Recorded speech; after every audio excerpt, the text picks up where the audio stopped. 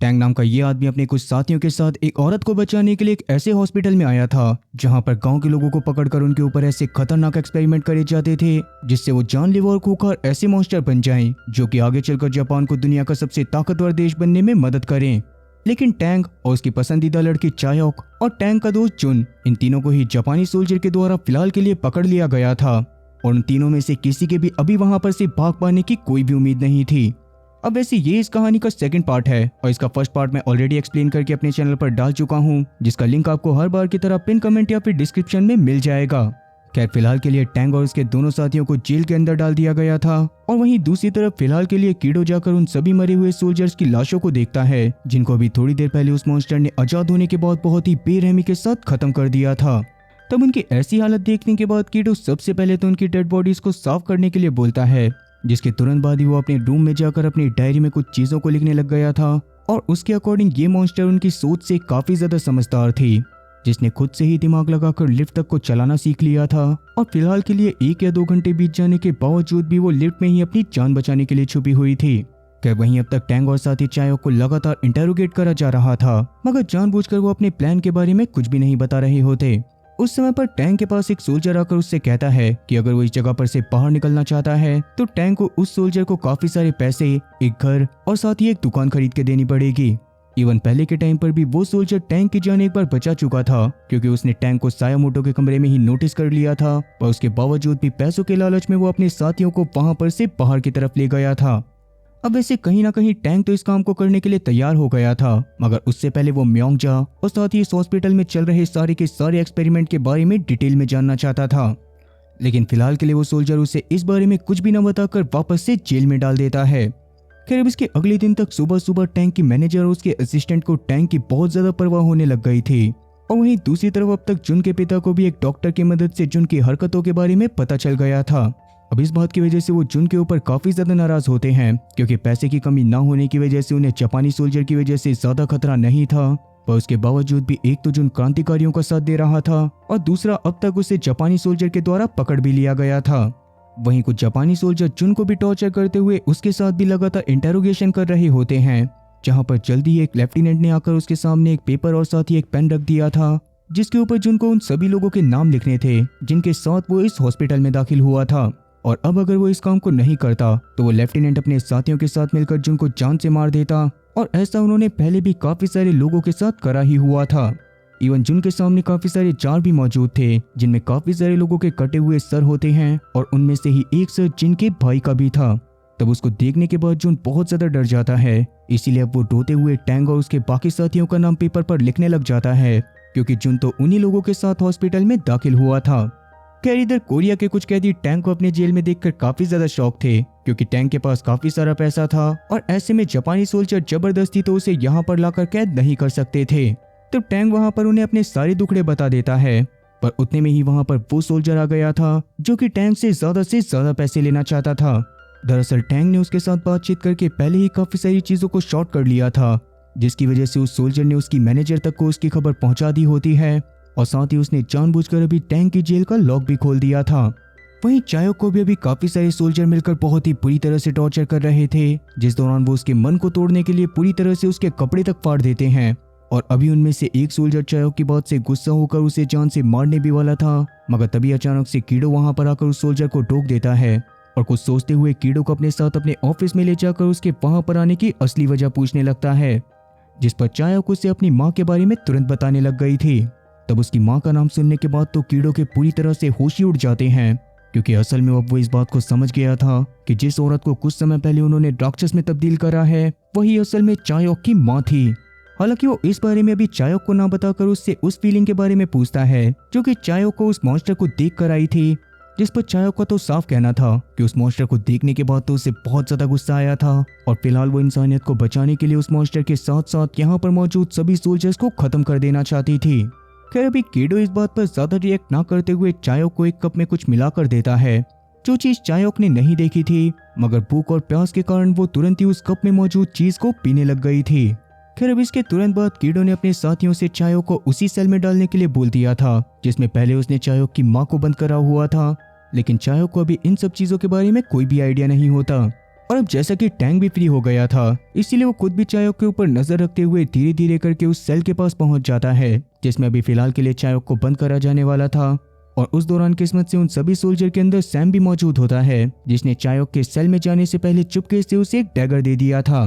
खैर अब चायोक के सेल में जाने के बाद जैसे ही वो सेल में मौजूद अपनी माँ की हैंडराइटिंग को देखती है तो उसको देखने के बाद चायोक को ये बात तो समझ आ गई थी कि पहले के टाइम पर उसकी माँ को इसी सेल के अंदर रखा गया था और उस समय पर चायोक को इतना ज्यादा मिस करती थी कि उन्होंने चारों तरफ दीवार पे बस आई मिस यू चायोक लिख रखा था।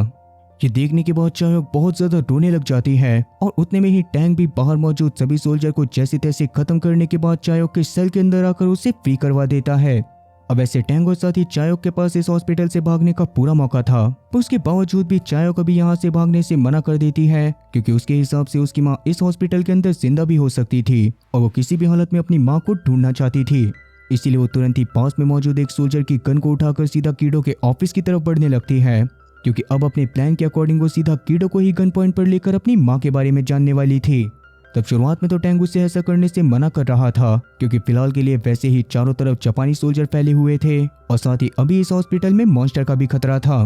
पर उसके बावजूद भी चायोक उसकी बात नहीं सुनती और सीधा कीडो के ऑफिस की तरफ जाने लगती है। इधर अब तक टैंक की मैनेजर मिसिज नेवल सीधा जुन के पिता के पास आ गई थी जहाँ पर वो दोनों टैंक, चायोक के पिता और साथ ही जुन को हॉस्पिटल से निकालने का कोई प्लान बनाने लग जाते हैं।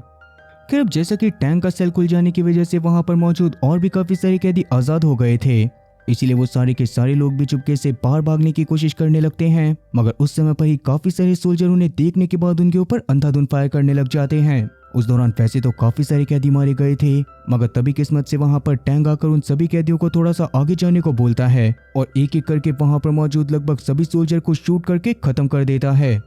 पर उसके बावजूद भी अभी वहां पर एक सोल्जर जिंदा रह गया था जो कि पीछे से टैंक को शूट करके खत्म करने ही वाला था, मगर तभी वहां पर वो मॉन्स्टर भी पहुंचकर उस सोल्जर को बेरहमी के साथ खत्म कर देती है, जिसके बाद वो टैंक और बाकी सारे कैदियों को भी नुकसान पहुंचाने के लिए वहां पर आ रही थी। मगर तभी पास में किस्मत से एक नाइट्रोजन सिलेंडर को गिरता हुआ देखकर टैंक उसे तुरंत ही ब्लास्ट कर देता है, जिसकी वजह से वो मॉन्स्टर तो वहीं पर बेहोश हो गई थी और साथ ही टैंक को वहां पर से अपनी जान बचाकर भागने का समय मिल गया था।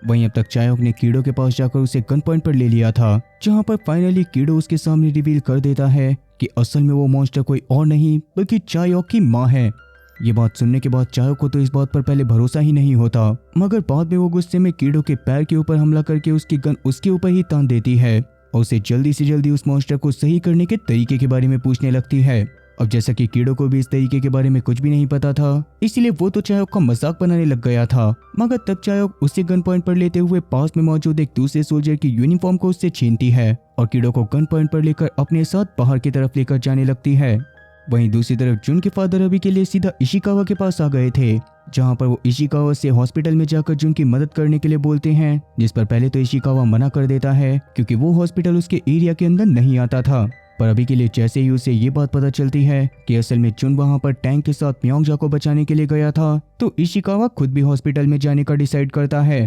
खैर इधर टैंक अभी के लिए बाकी के बचे हुए कैदियों के पास आ गया था, जहां पर पहले तो वो वहां मौजूद एक आदमी के ऊपर गुस्सा करने लग जाता है क्योंकि असल में टैंक ने उसे पहले के टाइम पर जेल में ही रुकने के लिए बोला था, क्योंकि बाद में आकर वो उन लोगों की मदद करने वाला था, मगर उसके बावजूद भी वो कैदी टैंक की बात को न मानकर अपने साथ बाकी सारे कैदियों को बाहर ले आया था और उसी की वजह से इतने सारे कैदी मारे भी गए थे। अब उन लोगों की इसी बातचीत के बीच अचानक से वहां पर वॉन पहुंच जाता है, जो कि इतने समय से उस मॉन्स्टर से बचने के लिए वेंट में छुपा हुआ था और अभी के लिए उसको जिंदा देखने के बाद टैंक सबसे पहले तो उसको गले लगाता है और बाद में उससे वादा करता है कि वो किसी भी हालत में चायोक को जिंदा उसके पास वापस लेकर आएगा। पर तब तक के लिए टैंक ने वॉन को बाकी सारे कैदियों के साथ किसी सेफ प्लेस पर जाने के लिए बोल दिया था, जो कि फिलहाल के लिए हॉस्पिटल में मौजूद सबसे ऊपर वाले फ्लोर का एक रूम था। खैर फिलहाल के लिए चायोक कीडो को गन पॉइंट पर लेकर कीडो से उसे मॉन्स्टर के पास लेकर जाने को बोलती है, जिस दौरान बीच में ही कुछ सोल्जर कीडो के पास आकर उसे उस मॉन्स्टर के बारे में बताते हैं, जो कि धीरे धीरे बेकाबू होती जा रही थी और ऐसे में उसे कंट्रोल ना कर पाने की वजह से उसे जान से मारने की जरूरत थी। तो कीडो वहां पर सभी लोगों को ये बात एक्सप्लेन कर देता है कि उस मॉन्स्टर को जलाकर मारने के अलावा उसे खत्म करने का कोई और रास्ता बिल्कुल भी नहीं है, इसीलिए अगर जरूरत पड़ी तो उन्हें उस मॉन्स्टर को खत्म करने के लिए उसे जलाना ही पड़ेगा। खैर इसी सब के बीच लैब के सबसे बड़े डॉक्टर को ये बात पता चल गई थी कि उस मॉन्स्टर के बारे में अब तक इशिकावा को भी पता चल गया है, इसीलिए वो सबसे पहले तो ये खबर देने वाले सोल्जर को एक चांटा मारता है और बाद में उस मॉन्स्टर को जल्दी से जल्दी पकड़कर कंट्रोल करने को बोलता है। अब इतने में ही बाकी सारे गांव के बीच में एक प्लान बनने लग गया था, जिसके अकॉर्डिंग म्योंगजा के साथ साथ हॉस्पिटल में मौजूद बाकी सारे कैदियों को भी बचाया जाने वाला था और इसके बारे में यूको को भी पता चल जाता है। फिर वहीं अब तक इशिकावा अपने कुछ साथियों के साथ सीधा हॉस्पिटल के बाहर पहुंच गया था, जहां पर हॉस्पिटल का हेड डॉक्टर इचिरो उसके सामने आकर उसे अंदर जाने से रोकता है, क्योंकि उसके अकॉर्डिंग हॉस्पिटल में कोई महामारी फैलने की वजह से हॉस्पिटल को पूरी तरह से बंद कर दिया गया था। पर उसके बावजूद भी इशिकावा अपनी बात पे अड़ा रहता है, जिसकी वजह से ना चाहते हुए भी इचिरो को इशिकावा को अपने साथ हॉस्पिटल के अंदर लेकर जाना पड़ गया था। और फिलहाल के लिए इचिरो जानबूझकर अपने साथ एक बड़ा सा ट्रक लेकर आया था, जिसका ड्राइवर कोई और नहीं बल्कि टैंक का मैनेजर होता है। और ये सारी की सारी चीजें बस म्योंगजा और हॉस्पिटल में फंसे बाकी सारे कैदियों को बाहर निकालने के लिए थी। खैर वहीं अब तक कीड़ो ने वापस से एक बार चायोक को अपने सोल्जर की मदद से पकड़ लिया था, जिसके बाद वो जल्दी से चायोक को जबरदस्ती अपने साथ ले जाकर उस मॉन्स्टर के प्लेटफॉर्म पर खड़ा कर देता है, जहां पर अचानक से चायोक के सामने वो मॉन्स्टर आ भी गई थी।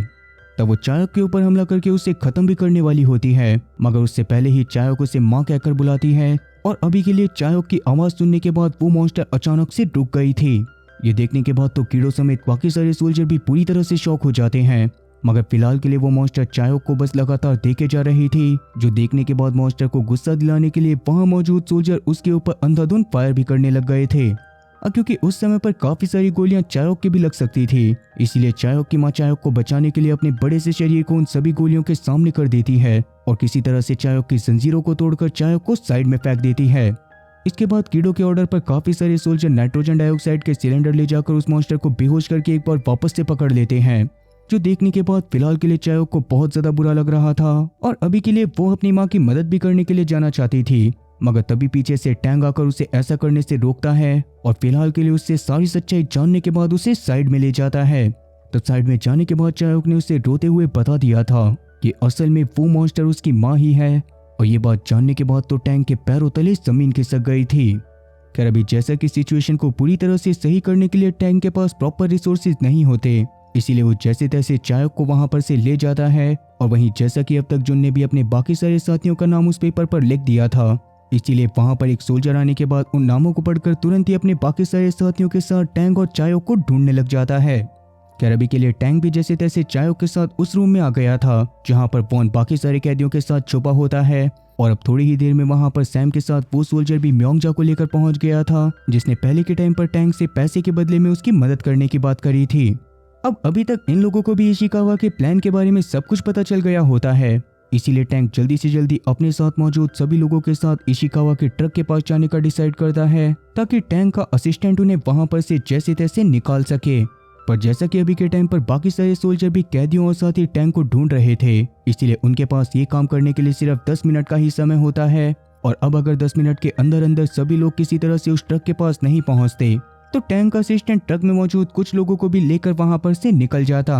अब जल्दी से हॉस्पिटल से बाहर निकलने के लिए वो लोग खिड़की का सहारा लेने का डिसाइड करते हैं, जिसके लिए सबसे पहले उन्होंने रूम में मौजूद सभी कपड़ों को फाड़कर एक बहुत ही बड़ी सी रस्सी बना ली थी, जिसके जरिए वो एक एक करके हॉस्पिटल के बाहर निकलकर उस ट्रक के पास जाने वाले थे। अब सभी कैदियों के वहां पर से निकलने के बाद चायोक सबसे पहले टैंक को नीचे जाने को बोलती है, क्योंकि असल में वो टैंक को नीचे भेजने के बाद वापस से अपनी माँ को बचाने के लिए जाने वाली थी। मगर कहीं ना कहीं टैंक को भी उसके इरादों के बारे में पता होने की वजह से वो सबसे पहले चायोक को ही नीचे जाने को बोलता है। तब उन दोनों की इसी बहसबाजी के बीच में एक सोल्जर ने अचानक से वहां पर आकर सबको गन पॉइंट पर ले लिया था, जिससे पैनिक करते हुए सीधा सैम वहां पर उस सोल्जर की छाती पर गोली मारते हुए उसे खत्म कर देता है। मगर गोली चलने की आवाज से वहां पर और भी काफी सारे सोल्जर आने लग गए थे।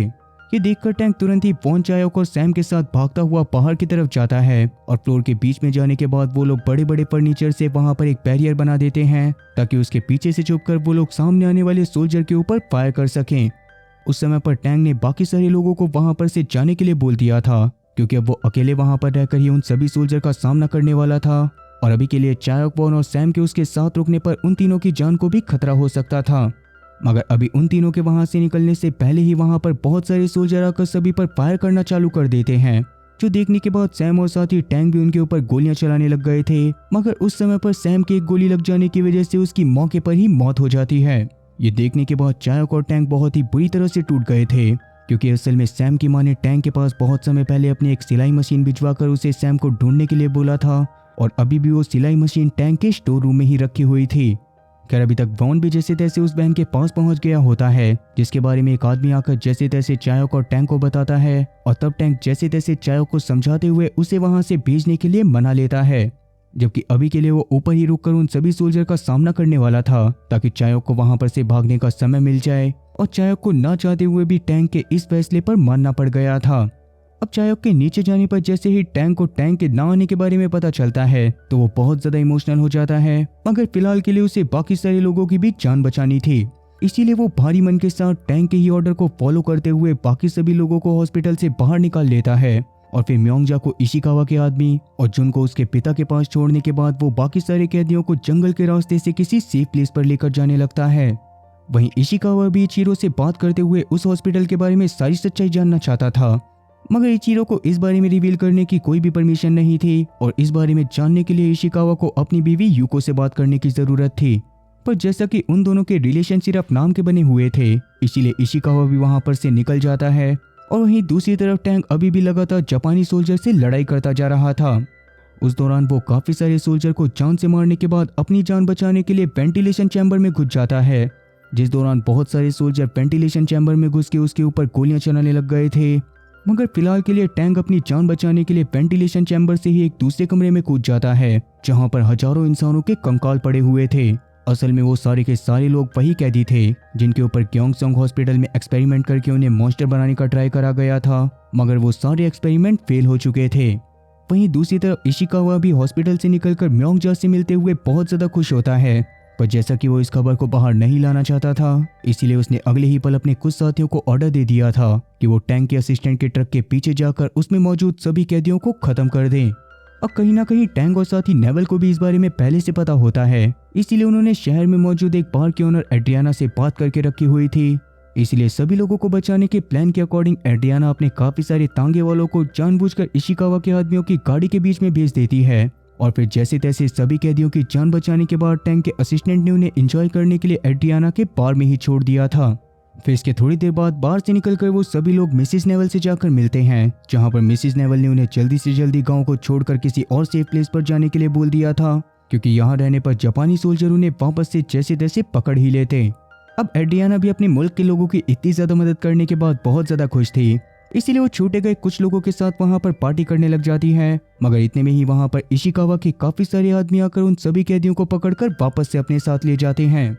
फिर वहीं दूसरी तरफ यूको को एक बहुत ही अजीब सी खबर जानने को मिलती है, जिसके अकॉर्डिंग कीडो ने जानबूझकर 4 ग्लासों में से एक ग्लास के अंदर उस लार्वी को मिलाकर रखा हुआ था, और उसके रूम में अब तक 4 लोग गए थे, जिसमें म्योंगजा, चायोक, टैंग और साथ ही एक सोल्जर शामिल होता है। और फिलहाल के लिए कीडो को खुद भी ये बात नहीं पता थी कि आगे चलकर उन चारों में से कौन सा बंदा मॉन्स्टर में तब्दील होने वाला है।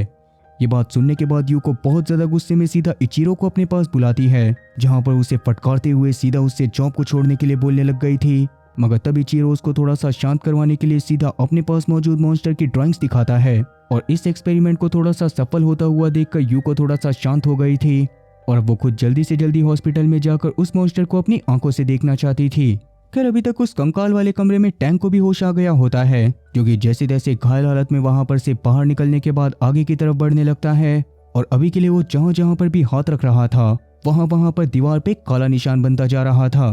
खैर अब इसके अगले दिन तक मिसिस नेवल ने सैम की मां को सैम की मौत के बारे में बताने के लिए उसकी सिलाई मशीन और सैम का बैच वापस कर दिया था, जिसको देखने के बाद सैम की मां फूट फूट कर रोने लगती है, क्योंकि सैम के अलावा इस दुनिया में उनका कोई भी नहीं बचा था। खैर वहीं इशिकावा ने पिछली पूरी की पूरी रात म्योंगजा के साथ बिताई थी, और म्योंगजा के शरीर के अंदर ही उस समय पर लार्वी चल रहा होता है, जिसका मतलब कि कीडो के ऑफिस के अंदर मौजूद लार्वी वाला पानी किसी और के नहीं बल्कि म्योंगजा के हिस्से में आया था। इसीलिए म्योंगजा रात के समय में ही थोड़ा सा अजीब सा बिहेव करने लग गई थी, पर अभी वो इस बारे में किसी को पता चले बिना ही एक आदमी के पास जाकर उसे बहुत ही बेरहमी के साथ मारने लग जाती है, जिसके बारे में सुबह होने तक किसी को पता भी नहीं चला था। अब उस आदमी को मारते समय म्योंगजा को उस समय के विजन्स भी आ रहे थे, जब उसके प्रेग्नेंट होने के बारे में पता चलने पर यूको उसके पास मिलने के लिए आई थी, और उसने उसको और साथ ही उसके बच्चे को एक अच्छा जीवन देने का वादा करा था। इसी की वजह से उसने म्योंगजा को गयोंगसंग हॉस्पिटल में इलाज करने के बहाने से वहां पर ही उसे कैद करवा दिया था, जहां पर म्योंगजा के साथ अब तक बहुत ही बुरा सलूक हुआ था, और साथ ही उसे बहुत ज्यादा टॉर्चर भी करा गया था। खैर अभी तक इचिरो के साथ यूको भी हॉस्पिटल में पहुंच गई होती है, जहां जाके वो उस मॉन्स्टर के नाम को सुनकर काफी ज्यादा शॉक थी, पर अभी के लिए वो उस मॉन्स्टर के सेल के पास जाकर उसे उसके नाम से बुलाती है। जिस दौरान पहले तो चायोक की माँ यानी कि वो मॉन्स्टर यूको के ऊपर हमला करके उसे खत्म करने वाली थी, मगर उसकी शक्ल को देखने के बाद अचानक से वो रुक जाती है। अब हालांकि इस चीज के रीजन के बारे में यूको ने वहां पर किसी को कुछ भी नहीं बताया था और फिलहाल के लिए वो चायोक को ढूंढने के लिए बोलकर वापस से अपने घर की तरफ जाने लग गई थी, जहां पर रास्ते में उसे टैंक देखकर उसे जैसे तैसे एक दूसरे कमरे में बुलाता है और उससे अकेले में बात करते हुए उसे वहां पर से निकालने को बोलता है। और जाहिर सी बात थी कि टैंक को पसंद करने की वजह से यूको इस काम के लिए बिल्कुल भी मना नहीं करती और टैंक को अपनी गाड़ी में बैठाकर उसे अपने घर की तरफ लेकर जाने लगती है। तो बहुत ज्यादा घायल होने की वजह से टैंक रास्ते में ही बेहोश हो गया था, जिसके बाद सीधा उसे यूको के घर में होश आता है, जिसके बाद यूको उसको वापस से उस हॉस्पिटल में अंदर जाकर किसी और की मदद करने से मना कर देती है। वहीं दूसरी तरफ चायोक भी अभी टैंक के लिए बहुत ज्यादा परेशान थी, क्योंकि पिछली रात से उसे टैंक के बारे में कुछ भी नहीं पता था और तब उसको इतना ज्यादा परेशान होता हुआ देखकर वॉन उसके पास आकर उसे समझाने लग जाता है। तो वैसे तो चायोक किसी भी हालत में क्योंगसंग हॉस्पिटल में वापस जाकर टैंक को ढूंढना चाहती थी, जिसके लिए शुरू में तो वॉन ने उसे इस काम को करने से साफ मना कर दिया था, जो सुनने के बाद चायोक सबसे पहले तो उसे अपनी माँ के बारे में बता देती है, जिसको इचिरो और कीडो ने एक्सपेरिमेंट कर करके एक बहुत ही खतरनाक राक्षस में बदल दिया था। खैर वहीं अब तक शहर में ये बात फैली हुई थी कि टैंक को हॉस्पिटल में जान से मार दिया गया है, इसीलिए मिसेस नेवल इस बारे में जानने के बाद बहुत ज्यादा रोने लग जाती है। मगर उतने में ही वहां पर टैंक भी थोड़ा सा तैयार होकर पहुंचते हुए मिसेस नेवल से मजाक करने लग जाता है, जो देखने के बाद मिसेस नेवल सबसे पहले तो उसे मारती है और बाद में उसे पिछली रात की पूरी घटना के बारे में बताती है। तो कैदियों के वापस से पकड़े जाने के बारे में जानने के बाद टैंक गुस्से में सीधा इशिकावा के पास चला गया था, जहां पर जाने के बाद वो इशिकावा से सभी कैदियों को छोड़ने के लिए बोलता है, जिस पर शुरुआत में इशिकावा ने ये कहते हुए मना कर दिया था कि म्योंगजा वापस आने के बाद बहुत ही अजीब बिहेव कर रही थी और उसने अपने घर के नौकर को बहुत ही बेरहमी से जान से मार के उसके दिमाग को खा लिया था। अब क्योंकि कहीं ना कहीं ये सारी की सारी चीजें उस हॉस्पिटल में जाने के बाद हुई थी, इसीलिए इशिकावा टैंक से उस हॉस्पिटल के बारे में सच्चाई बताने को बोलता है, जिस पर टैंक भी उसे सच्चाई बताने के लिए मान तो गया था, पर बदले में वो अपने बाकी सारे कैदी साथियों को फ्री करवाना चाहता था। तब ना चाहते हुए भी इशिकावा को ये काम करना पड़ जाता है और बाद में टैंक उससे पूरी सच्चाई बताने के बाद पुलिस स्टेशन से बाहर निकल जाता है। अब इसके बाद रात के समय में टैंक वहां पर से सीधा चायोक से मिलने के लिए चला गया था, जहां पर चायोक पहले तो उसे अपना दुश्मन समझकर उसके ऊपर हमला करने वाली थी, मगर टैंक की शक्ल देखने के बाद वो उसे रोते हुए गले से लगा लेती है, क्योंकि असल में अब टैंक और साथी चायोक दोनों ही एक दूसरे को बेइंतहा मोहब्बत करने लग गए थे। खैर अब जैसा कि इशिकावा को सच्चाई पता चल गई थी, इसीलिए वो सीधा यूको के पास जाकर उससे हॉस्पिटल में हो रही चीजों के बारे में और ज्यादा जानने की कोशिश करता है, मगर यूको तो उसे उल्टा सीधा बोलने के बाद इस बात पे भी बहुत ज्यादा सुनाती है कि म्योंगजा जैसी बहुत ही गरीब औरत के पेट में उसका बच्चा पल रहा था। अब ये बात इशिकावा के दिल पर लग जाने की वजह से उसने भी गुस्से में यूको के लवर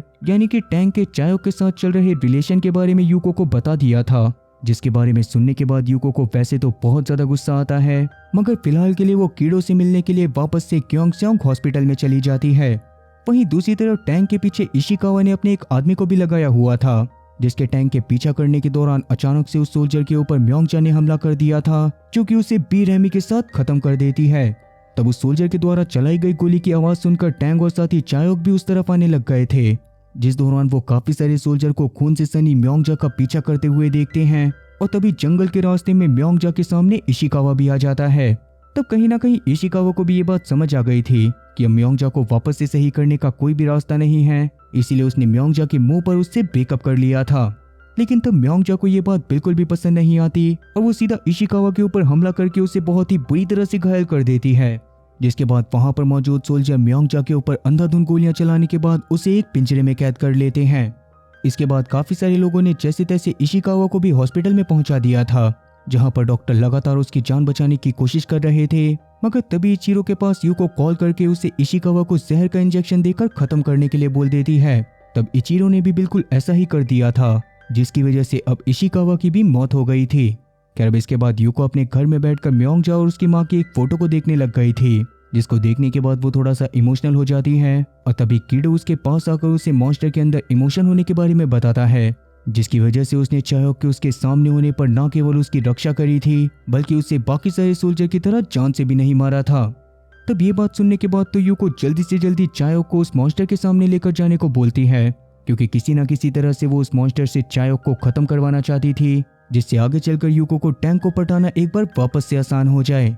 खैर वहीं दूसरी तरफ म्योंगजा की मदद ना कर पाने की वजह से चायोक बहुत ज़्यादा उदास थी। मगर अपने घर पे आने के बाद उसे एक और दुखद खबर मिलती है, क्योंकि उसके पिता वॉन अपनी वाइफ की असलियत के बारे में जानने के बाद बहुत ज़्यादा परेशान हो गए थे और अभी के लिए उन्होंने चायोक के लिए बस कमरे में एक लेटर को छोड़कर वापस से हॉस्पिटल में अपनी बीवी के पास जाने का डिसाइड करा था। तब ये बात जानने के बाद टैंक जल्दी से जल्दी एक प्लान बनाने में लग जाता है ताकि वो वापस से हॉस्पिटल में जाकर वॉन की जान को बचा सके। और वहीं अब तक वॉन को हॉस्पिटल के बाहर देखकर सोल्जर उसे पकड़ते हुए अपने साथ वापस से कीड़ों के पास ले गए थे। तब वॉन गुस्से में कीड़ों के ऊपर हमला करने की भी कोशिश करता है, जिसमें वो पूरी तरह से नाकाम हो गया था और अभी के लिए कीड़ों ने वॉन को मॉन्स्टर के सामने लेकर जाने को बोल दिया था।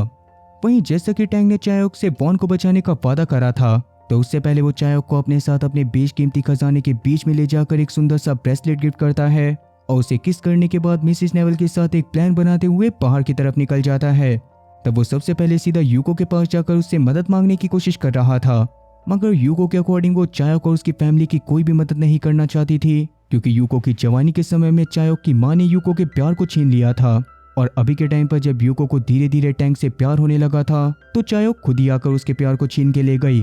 तब ये बात जानने के बाद टैंक यूको को उस हॉस्पिटल में इतने गंदे एक्सपेरिमेंट करने के लिए बहुत ज्यादा सुनाता है और बाद में वहां पर से सीधा जुन के पास जाकर उन डायनामाइट्स के बारे में पूछने लगता है, जिसकी मदद से जुन और उसके साथी मिलकर जापानी सोल्जर को बहुत ही तगड़ा झटका देने वाले थे। अब अभी के टाइम पर टैंक का मन वॉन को बचाने के बाद उस हॉस्पिटल को पूरी तरह से उड़ाने का होता है और इंसानियत को बचाने के लिए वो उस ब्लास्ट के अंदर चायोक की मां को भी खत्म करना चाहता था। अब चायोक को इस बारे में पता होता है, पर उसके बावजूद भी वो दुनिया को बचाने के लिए शांत थी, मगर उसे अभी इचिरो और साथी कीड़ों के ऊपर बहुत ज्यादा गुस्सा आ रहा था, जिसके चलते ही वो इशिकावा के फ्यूनरल के टाइम पर सीधा इचिरो के सामने जाकर उसे शूट करते हुए खत्म कर देती है। मगर इसके तुरंत बाद ही अचानक से वो जमीन पर गिर के बेहोश हो गई थी और कोई इंसान उसे अपने साथ उठाकर कहीं पर ले गया था। अब इस बारे में पता चलने पर टैंक भागता हुआ सीधा इशिकावा के घर की तरफ जाने लगता है,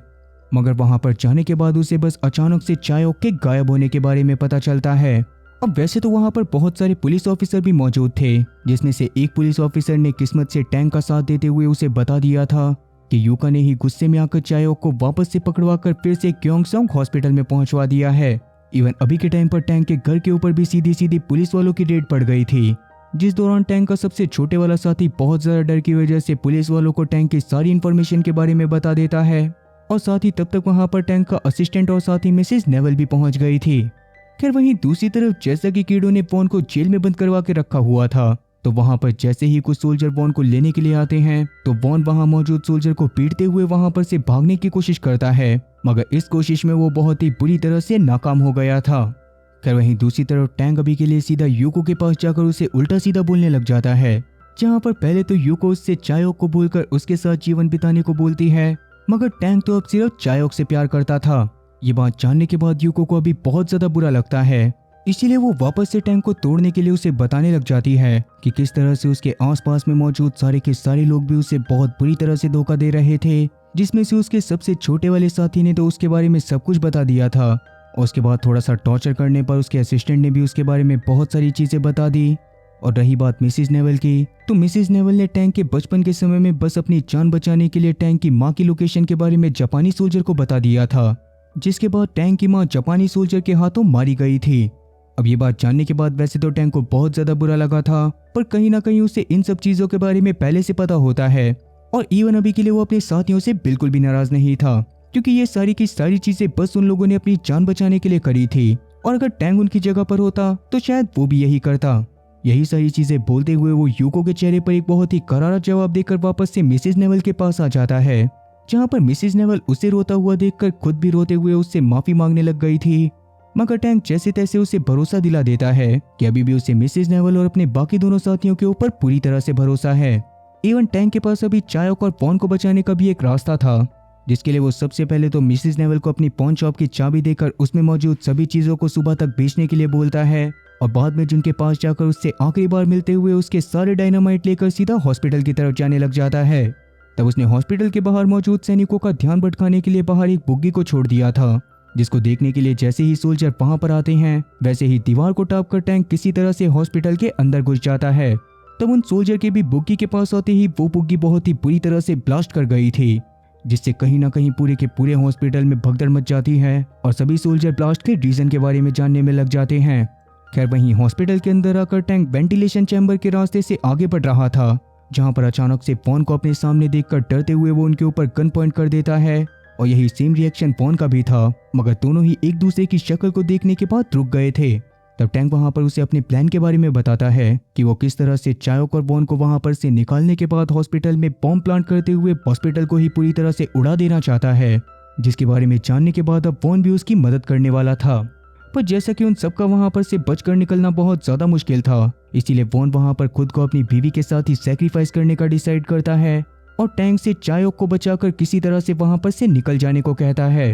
अब वैसे टैंक ये काम करना तो नहीं चाहता था, मगर वॉन तो उसे ऐसा करने के लिए जैसे तैसे मना ही लेता है और बाद में वो पूरे हॉस्पिटल में जगह जगह पर बॉम्ब को प्लांट करने में लग जाते हैं। खैर वहीं अब तक वो मॉन्स्टर भी जैसे तैसे वापस से फ्री हो गई थी, जिस दौरान वो कीड़ो और उसके साथियों के ऊपर बहुत ही बुरी तरह से हमला करके कीड़ो के बहुत सारे साथियों को जान से मार देती है और अभी के लिए वो कीड़ो के ऊपर भी हमला करने वाली थी। तब कीड़ो जल्दी से अपनी जान बचाने के लिए चायोक को बीच में लाकर उस पर गन पॉइंट कर देता है, जिसकी वजह से मॉन्स्टर फिलहाल के लिए उसके ऊपर अटैक ना करके अभी बाकी सारे सोल्जर को मारने में लग गई थी और कीड़ो चायोक को अपने साथ लेकर ऊपर वाले फ्लोर पर आ गया था। क्या तभी वहां पर टैंक पहुंचकर बहुत सारे सोल्जर को जान से मारता है और जैसे तैसे चायोक को लेकर हॉस्पिटल के बाहर निकल जाता है। वहीं दूसरी तरफ वॉन भी अभी के लिए सीधा उस मॉन्स्टर के सामने आ गया था, जहां पर वो अपने पास मौजूद एक नेकलेस को उस मॉन्स्टर को दिखाता है और उसी नेकलेस का दूसरा हिस्सा उस मॉन्स्टर के गले में था। तब उस नेकलेस को देखने के बाद मॉन्स्टर पहचान गई थी कि सामने मौजूद आदमी असल में उसका पति है। पर तभी अचानक से हॉस्पिटल में लगे सारे के सारे डायनामाइट बुरी तरह से ब्लास्ट होने लग गए थे। खैर अभी टैंक और चायोक के बाहर निकलने पर सायामोटो उनकी मदद करने के लिए गाड़ी लेकर आ जाता है और वहीं कीड़ो खुद भी अभी के लिए हॉस्पिटल से बाहर निकलने की कोशिश कर रहा था, जिस दौरान उसे एक पिंजरे के अंदर म्योंगजा और म्योंगजा के पेट में मौजूद उसका बच्चा दिखाई देता है। तब वो उसको लेकर अपने साथ जाने लग गया था। अब वहीं अब तक मिसेस नेवल ने भी टैंक के कहने के अकॉर्डिंग बहुत सारे वैल्यूएबल आइटम को बेचकर पैसे जमा कर लिए थे, जिसको वो टैंक के सबसे छोटे वाले साथी को देकर उसे टैंक को देकर आने को बोलती है और वो भी उन पैसों और कुछ और वैल्यूएबल आइटम को लेकर सीधा टैंक के पास पहुंच जाता है। असल में टैंक अब चायोक की जान बचाने के लिए उसे अपने साथ शंघाई में लेकर जाने वाला था, लेकिन उनके पोर्ट के पास पहुंचते ही अचानक से उन्हें काफी सारी गाड़ियों ने घेर लिया था, जो कि यूका और उसके साथियों की थी। तब वो अपने ईगो के हर्ट होने की वजह से टैंक और चायोक को बहुत सारी उल्टी सीधी चीजें बोलती है और बाद में अपने सिपाहियों से उन्हें खत्म करने के लिए बोलकर खुद वहां पर से चली जाती है। तब यूको के सारे साथी टैंक और चायोक को खत्म करने के लिए उनके पास आने लग गए थे, जिस दौरान टैंक तो कुछ लोगों से लड़ाई भी करने लग जाता है, मगर तभी अचानक से वहां पर चायोक की माँ यानी कि वो मॉन्स्टर पहुंच जाती है, जो कि ब्लास्ट के बाद में किसी तरह से हॉस्पिटल की एक दीवार को तोड़कर वहां पर से बाहर निकलने में कामयाब हो गई थी। तो वो बहुत ही बुरी तरह से वहां पर मौजूद सिपाहियों को जान से मारने लग जाती है, जो देखने के बाद तो चायोक और टैंक के भी पूरी तरह से होश उड़ गए थे। मगर धीरे धीरे चायोक की माँ का गुस्सा बहुत ज्यादा बढ़ता जा रहा था, जो कि एक समय पर इतना ज्यादा हो जाता है कि वो टैंक के ऊपर हमला करके उसे भी खत्म करने वाली थी। मगर तब टैंक की जान बचाने के लिए उस हमले के बीच में कुछ चायोक आ जाती है, जिसकी वजह से वो खुद ही बुरी तरह से घायल हो गई थी। मगर मरने से पहले उसने अपनी माँ को बता दिया था कि वो टैंक से बहुत ज्यादा प्यार करती है। तब उसको मरता हुआ देखकर टैंक को बहुत ज्यादा बुरा लगता है, और जैसा कि ये सारी की सारी चीजें यूको की वजह से हुई थी, इसीलिए यूको की एक काफी बड़े बड़े सोल्जर के साथ एक मीटिंग के दौरान टैंक वहां पर अपने एक साथी से बॉम्ब भिजवा देता है, जिसके बारे में पता चलने पर यूको जैसे तैसे वहां पर से बाहर निकलने की कोशिश करती है। मगर उसके ऐसा करने से पहले ही वहां पर मौजूद सारे बॉम्ब ब्लास्ट हो गए थे और सभी बड़े बड़े ऑफिशियल के साथ वो खुद भी मारी गई थी। और सच में टैंक की इस हरकत की वजह से जापानी नींव पूरी तरह से कोरिया से खत्म हो गई होती है। इसीलिए टैंक और जुन पास के एक बार में जाकर इस चीज की पार्टी भी करते हैं, लेकिन बाद में अपने घर के बाहर आने के बाद टैंक घर के बाहर ही बैठ गया था, क्योंकि उसे चायोक की बहुत ज्यादा याद आ रही थी। वहीं दूसरी तरफ म्योंगजा की अभी के लिए डिलीवरी हो गई होती है और उसके बच्चे के शरीर के अंदर वैसे ही लार्वे घूम रहे थे, जैसा कि कीड़ो बनाना चाहता था। इसीलिए अभी वो बहुत ज्यादा खुश होता है, जिसके बाद वो सीधा म्योंगजा के पास जाकर उससे बात करने लगता है, जो कि वैसे तो अभी भी जिंदा थी, मगर उसका एक तरफ का चेहरा पूरी तरह से जल चुका था। वहीं दूसरी तरफ चायोक की माँ यानी कि वो मॉन्स्टर चायोक को लेकर अपने साथ पानी के अंदर आ गई थी, जहां पर चायोक का शरीर मरे होने की वजह से धीरे धीरे पानी के ऊपर जा रहा होता है। मगर ये चीज देखने के बाद चायोक की माँ अपने अंदर से एक लार्वे को निकालकर चायोक के शरीर में डाल देती है। तब इससे चायोक की तो माँ की आंख हो गई थी, मतलब कि चायोक की माँ तो पूरी तरह से मर गई थी। मगर अब धीरे धीरे चायोक की सांसें चलने लग जाती हैं और फाइनली वो जिंदा हो जाती है। अब वैसे आपको क्या लगता है कि क्या चायोक भी आगे चलकर अपनी ही माँ की तरह एक खतरनाक मॉन्स्टर बन जाएगी? या फिर वो म्योंगजा की तरह अपने इंसानी शरीर में रहेगी। वहीं क्या दूसरी तरफ कोरिया के ऊपर से जापान का राज पूरी तरह से खत्म हो गया है, या फिर टैंक को खत्म करने के लिए वहां पर और भी जापानी सोल्जर आने वाले हैं। और सबसे बड़ा सवाल कि क्या होगा जब टैंक को अपनी आंखों के सामने मरी हुई चायोक के जिंदा होने के बारे में पता चलेगा। माफ करना, इन सवालों के जवाब मैं आपको इस कहानी के अगले पार्ट में दे पाऊंगा, क्योंकि इस कहानी का ये सीजन यहीं पर खत्म होता है। और अब क्या मुझे इसके सेकंड सीजन को लेकर आना चाहिए, या फिर मुझे इसे यहीं पर डिसकंटिन्यू करके कोई नई सीरीज चालू करनी चाहिए? मतलब साफ शब्दों में कि क्या आप लोगों को ये सीरीज पसंद आ रही है? कमेंट सेक्शन में इस बारे में जरूर बताना। हर बार की तरह अगर 100 लोग भी इसके सेकंड सीजन को देखने के लिए डिमांड करते हैं तो मैं इसके सेकंड सीजन को जल्दी से जल्दी अपने चैनल पर लेकर आऊंगा। तो इसीलिए कमेंट करके जरूर बताना कि आप लोग इसके आगे के पार्ट को देखना चाहते हो या फिर मैं कोई नई सीरीज चालू कर दूं। बाकी उम्मीद है कि आप लोगों को मेरी एक्सप्लेनेशन वीडियो पसंद आई होगी। अगर एक्सप्लेनेशन वीडियो पसंद आई हो तो चैनल को सब्सक्राइब करना और बेल नोटिफिकेशन को ऑल पर सिलेक्ट करना, और साथ ही वीडियो को भी लाइक करना। मैं ऐसी ही और मजेदार एक्सप्लेनेशन वीडियोस लेकर आता रहूंगा। खैर तब तक के लिए टाटा और गुड बाय।